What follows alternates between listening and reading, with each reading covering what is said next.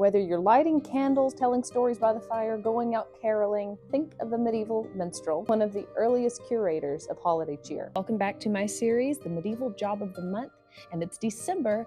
I thought it would be great to talk about the minstrel. Now, the minstrel is a traveling entertainer and a jack of all trades when it came to performing. If you're wondering what kept the spirits alive in both castles and villages alike, you want to stick around. In medieval Europe, minstrels wrote songs, poetry, told stories, sometimes blending all three. And unlike modern musicians, their stories weren't just for entertainment purposes, but they actually held morsels of history. They had the news, they had historical events, moral lessons for their audience, and they traveled from courts of nobility to local fairs, ensuring that every village and town knew a tune. Minstrels didn't just play for fun. They were key to their culture and the history, and they often played for the wealthy, kings, knights, barons, lords, but also brought joy to the common folk at festivals and the markets. Imagine how important they were in a world without Netflix, Spotify. Have you done your Spotify wrap up yet? So with the holiday season approaching, it's the perfect time to talk about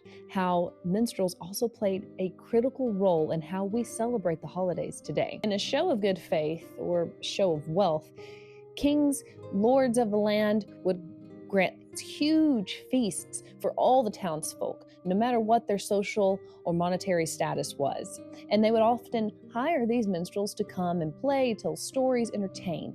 So while the kings were off going over their tons of wine they've ordered for these feasts, the minstrels would be busy entertaining, telling stories, and this would lift the spirits, especially during the time when they needed it most, when the days are shorter and the nights are longer. Their performances included carols. Yes, those carols. And while some of their songs were celebrating the nativity, others were celebrating revelry and cheer, feasting and communal joy, essentially things that we have carried over in today's traditions.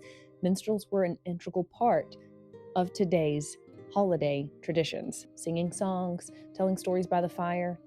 That's what they did.